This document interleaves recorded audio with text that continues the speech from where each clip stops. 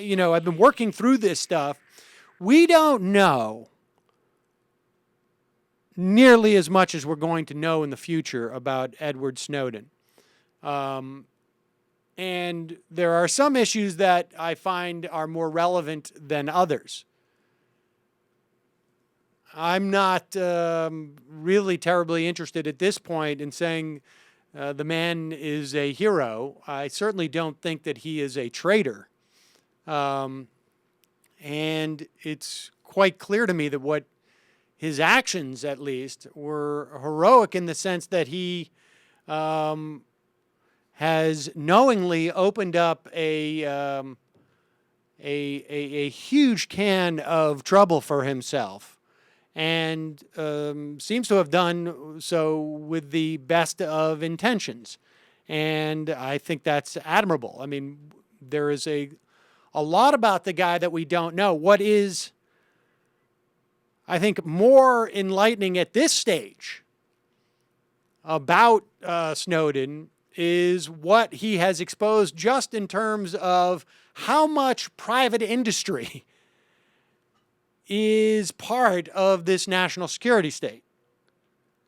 Billions upon billions of dollars, and a huge profit motive to increase the size of the national security state. And this is always a problem. For those of you who love the free market,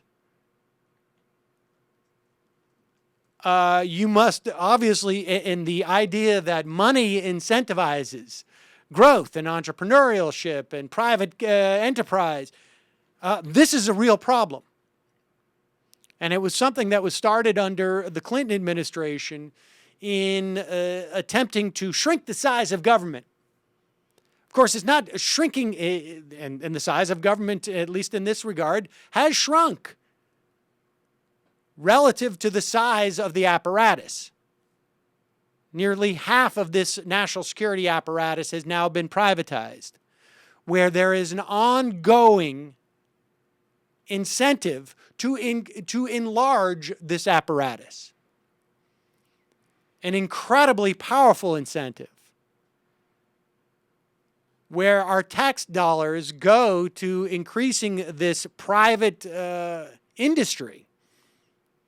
And they, in turn, lobby and, who knows, kick back in the form of, I mean, look at the current head of Booz Allen was a former chief national security official under the Bush administration.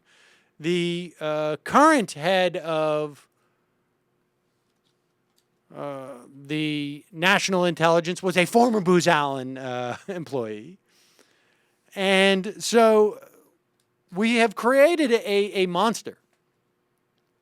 And by outsourcing this, we have added a layer of expense, and we have created, again, this self-licking ice cream cone, where the supposed need for all this secrecy is created by those who are making a lot of money out of arguing the need for secrecy and building the apparatus. Now, again, I'm not terribly interested in making Snowden the story, and I think that is a secondary story. And as much as he was not interested in making him the story, he certainly became the story in doing this extended interview and exposing himself in the way that he did. And it's relevant because, I mean, one has to keep in mind this, okay? What we know from the timeline at this point, and again, I don't want to get too mired in this, but it's relevant as to the...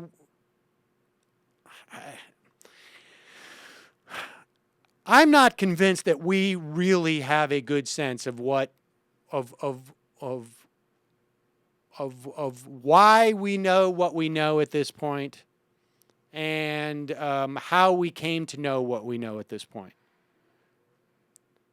And this is relevant because whenever you start to see leaks like this, whenever you see this information, and there's always stories that we may never know about it.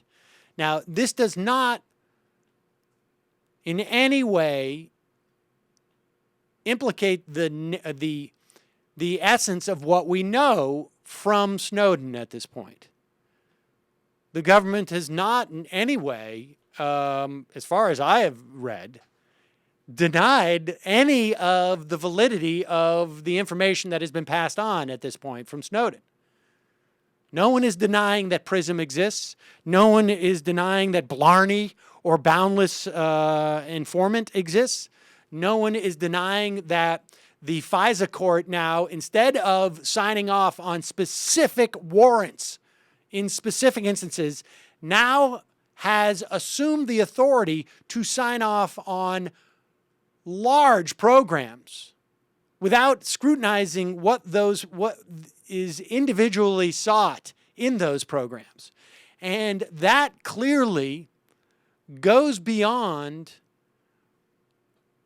what, at the very least, was public knowledge about these programs. And that's what's important here, is that there has been an increase, and we saw it with the signature strikes and the targeted assassination program. I imagine this is indicative of a lot that's going on in this area of our government, which is there are bodies of secret law which are authorizing these programs. In other words, our representatives have voted upon certain laws, and then those laws go into a black box. It's like those math problems when you were a kid, right? The number 5 goes into function and comes out the other end as the number 3. And then you must deduce what's happening in that function, that black box. In this case, it was -3. And if you get another problem that said the number 15 and the number that comes out the other side is 12, now we know it's -3. This is the same dynamic that's going on here, and on an unprecedented level. The law is passed. It goes into this black box. It is interpreted by the DOJ. It is interpreted by the FISA court. And it comes out the other end and authorizes all sorts of things